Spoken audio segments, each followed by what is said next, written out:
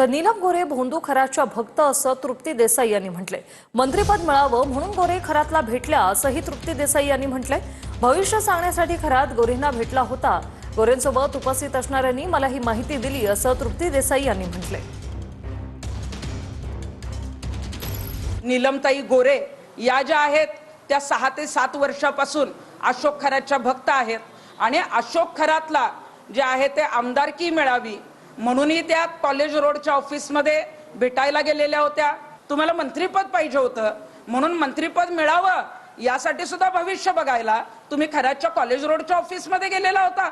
आणि कोरोनाच्या काळाच्या आधी अशोक खरात एक्सप्रेस इन नावाच्या हॉटेलमध्ये नीलम गोरे यांना त्यांचं भविष्य सांगण्यासाठी भेटायला गेलेला होता। अशोक खरातचा संबंध जो आहे तो नीलम गोरेंशी आहे। या 3 भेटी ज्या मी सांगितल्या आहेत या भेटीमध्ये नीलम गोरे यांच्याबरोबर जे तिथं उपस्थित होते त्यांनीच मला ही माहिती जी आहे ती पुण्यामध्ये येऊन दिलेली आहे। इन हॉटेलमध्ये जी भेट झाली तिथला काय पुरावा आहे का की जेणेकरून तुम्ही आज पत्रकार परिषद मांडली, मात्र त्या एका संविधानिक पदावरती होत्या, त्यांचा आमदारकीचा जो विधान परिषदेचा कार्यकाळ जो आहे तो संपलेला आहे, कायदेशीर नक्की पुरावे ज्यावेळेस समोर मांडण्याची वेळ येईल त्यावेळेस काय सांगा? अगं एक्सप्रेस इन हॉटेलमध्ये जेव्हा त्या कोरोना काळाच्या आधी तिथं भेटलेल्या आहेत, मला वाटतं की त्याचे जे काय आहे ते CCTV फुटेज त्या हॉटेलकडे मागणं गरजेचं आहे।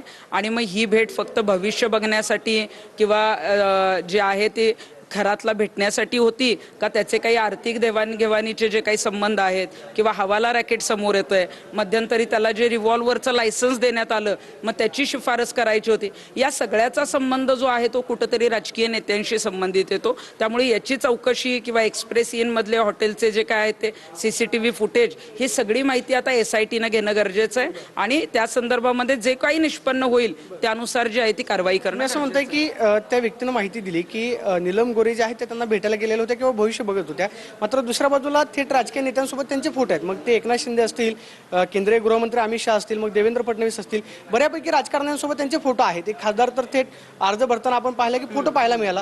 तुम्ही असं म्हणताय की सांगण्यातल्या म्हणजे नीलम गोरेंची माहिती सांगितली म्हणून तुम्ही त्यांच्यावरती आरोप करता, ज्यांचे फोटो आहेत त्यांचं काय?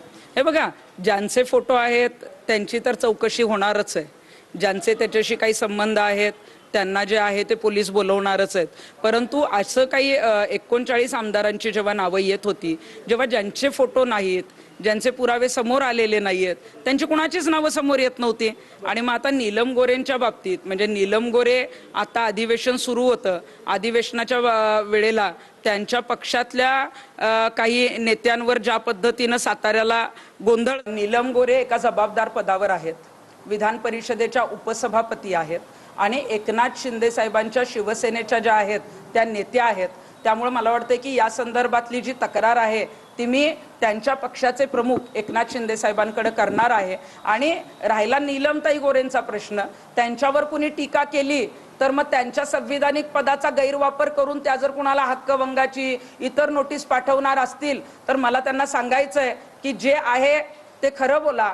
काही त्यांच्याबरोबरची लोक जी आहेत ती माझ्या संपर्कात आली, त्यांनी मला इथं येऊन माहिती दिलेली आहे आणि उद्या जर तशी काही वेळ आली तर त्या लोकांना सुद्धा कॅमेरा समोर मी आणू